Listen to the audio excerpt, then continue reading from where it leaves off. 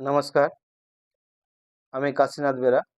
আমার ইউটিউব চ্যানেলের পক্ষ থেকে সকলকে আন্তরিক শুভেচ্ছা, ভালোবাসা ও প্রণাম জানাই। আজকে বুদ্ধ পূর্ণিমা, গৌতম বুদ্ধের জন্মদিন।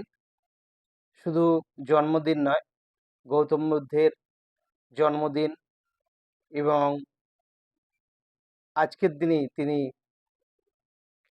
মোক্ষ লাভ করেছিলেন এবং মহানির্বাণ লাভ করেছিলেন। অর্থাৎ ৩টে দিনই আজকে গুরুত্বপূর্ণ দিন এবং এই একই দিন। শুধু গৌতম বুদ্ধ নয়, আজকে আনন্দমার্গের গুরুদেব আনন্দমূর্তিজি জন্মদিন। আনন্দমার্গ আজকে সারা বিশ্বে ছড়িয়ে পড়েছে।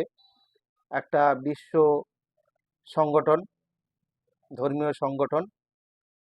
সমস্ত ধর্মের মানুষ এখানে আসতে পারে। ধর্ম অর্থাৎ জলের ধর্ম যেমন উপর থেকে নিচে গড়িয়ে যাওয়া, আগুনের ধর্ম পোড়ানো, সেরকম মানুষেদেরও একটাই ধর্ম।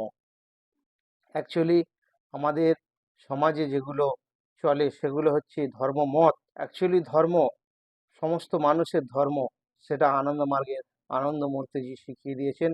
আপনারা আনন্দমার্গ সম্পর্কে আস্তে আস্তে জানবেন, বুঝবেন, দেখবেন ঈশ্বর এক এবং অদ্বিতীয়, এবং ধর্ম এক এবং অদ্বিতীয়।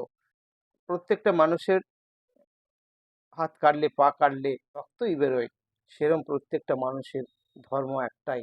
ধারণ থেকে ধর্ম কথাটা এসছে। তো যাই হোক, আজকে গৌতম বুদ্ধ নিয়ে আমি বলছি। তো গৌতম বুদ্ধ অখণ্ড ভারতবর্ষে লোমমণি নামক জায়গায় জন্মগ্রহণ করেছিলেন। তো ছোটবেলা থেকেই তিনি ধার্মিক ছিলেন। তো একবার তার সৎ ভাই সিদ্ধার্থ একটা পাখি তীর দিয়ে মেরেছিল। তো তীর দিয়ে মারার পর সেই পাখিটা পড়ে যায় এবং গৌতম বুদ্ধ সেবা শুশ্রূষা করে তীরটা বার করে ভালো করে, এবং সিদ্ধার্থ বলে আমি মেরেছি আমার পাখি, এবং গৌতম বুদ্ধ বলে যে আমি সেবা শুশ্রূষা করে বাঁচিয়েছি আমার পাখি। এই নিয়ে দুজনে কাড়াকাড়ি করে। তারপর পরে রাজার কাছে যখন যায়, রাজা বললেন যে না, যে জীবন দান করে তারই হয়। তখন গৌতম বুদ্ধ পাখিটা নিয়ে আবার আকাশে উড়িয়ে দিয়েছিলেন। তো এরকম সহজ সরল এবং প্রত্যেকটা জীবের প্রতি তার মায়া সহানুভূতি প্রথম থেকেই ছিল। মাতার নাম হচ্ছে মায়া দেবী এবং পিতা শুদ্ধোধন। সম্পত্তি ছিল, তাই তাকে সংসারী করার জন্য কি করে 16 বছরে বিয়ে দিয়ে দিয়েছিলেন। তারপর আবার 26 বছরে বিয়ে দিয়েছিলেন। এবার গৌতম বুদ্ধ যখন বাইরে বেরোয় একদিন, বেরিয়ে 4টে লোকের সঙ্গে তার আলাপ হয়। প্রথম হচ্ছে একটা লোক, জরাজীর্ণ রোগ, মানে শরীর ঘায়ে ভর্তি হয়ে গেছে। তাকে জিজ্ঞেস করছে তোমার কি হয়েছে? বলছে আমার রোগ জ্বালা হয়েছে, এরকম ভালো হচ্ছে না। যে এরকম হয়? বলছে হ্যাঁ, মানুষ মাত্রই এরকম হয়, তো ওষুধ খেয়েও ভালো হচ্ছে না। আবার কিছু দূর যাওয়ার পর একটা লোকের সঙ্গে দেখা হলো। এই লোকটা মাথায় হাত দিয়ে বসে রয়েছে। বলছে তুমি মাথায় হাত দিয়ে বসে আছো? বলছে আমার সংসারে খুবই অভাব এবং অশান্তি, টাকা পয়সা নেই, দুঃখ কষ্ট চলছে। গৌতম বুদ্ধের মাথায় চিন্তা হচ্ছে এরকম মানুষ হয়ে জন্মালে এরকম রোগ জ্বালা হবে, আবার দুঃখ কষ্ট এরকম সইতে হবে। আবার কিছু দূর যাওয়ার পর একটা লোক শুয়ে রয়েছে উপরে খাট করে, 4টে লোক বলো হরি বলো হরি বলে নিয়ে যাচ্ছে। বলছে এটা কি হয়েছে? বলছে এটা লোকটা মারা গেছে। বলছে মারা যায় মানুষ? বলছে হ্যাঁ, জন্মালে মরতেই হয়, প্রত্যেকটা মানুষকেই মরতে হয়। তারপর যেতে যেতে একটা লোক দেখছে গেরুয়া বসন পরে ভিক্ষে করতে বেরিয়েছে। বলছে এই লোকটা? বলছে এ সংসার ছেড়ে দিয়েছে, দিয়ে ঈশ্বর সাধনায় ব্রতী হয়েছে এবং মায়া ত্যাগ করেছে। আর কি, কোথায়, কেন আমরা এসেছি, সেই ঈশ্বরের কাছে আমাদের আবার যেতে হবে, এরকম ব্যাপার, এবং মানুষের কল্যাণ করে।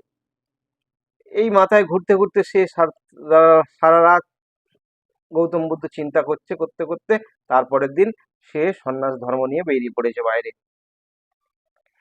তারপর থেকে গৌতম বুদ্ধ আস্তে আস্তে আহ, প্রত্যেকটা বিভিন্ন মানুষের সমস্যা শোনে এবং সমাধান করে দেয়। কখনো কখনো আহ, তিনি গল্পের ছলে, আবার কখনো কখনো তিনি কবিতার ছলে বলেছেন। তার বহু মূল্যবান উক্তি আজকে আমাদের জীবনের সাফল্যের জন্য আমাদের পাথেয় হয়ে রয়েছে। প্রথম পড়ে শোনাবো। প্রত্যেক অভিজ্ঞতা কিছু না কিছু শেখায়। প্রত্যেক অভিজ্ঞতাই গুরুত্বপূর্ণ, কারণ আমরা আমাদের ভুল থেকেই শিখি। অতীত নিয়ে ভেবে লাভ নেই, ভবিষ্যতের স্বপ্নে হারিয়ে যেও না, বর্তমানের দিকে মনোযোগ দাও। জীবনে সফল হতে চাইলে যেসব সমস্যার মুখোমুখি হয়েছেন তা ভুলে যান।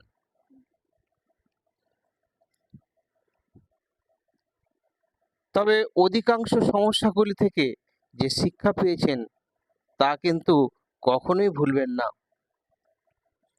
জীবনে যতই ভালো বই পড়ো কিংবা ভালো উপদেশ শোনো না কেন, যতক্ষণ তুমি সেই সব থেকে পাওয়া নিজের জীবনে ব্যবহার না করছো, ততক্ষণ অবধি সেই সবের কোনো মূল্য নেই। বুদ্ধং শরণং গচ্ছামি, ধর্মং শরণং গচ্ছামি, সংঘং শরণং গচ্ছামি, বুদ্ধং শরণং গচ্ছামি, ধর্মং শরণং গচ্ছামি, সংঘং শরণং গচ্ছামি।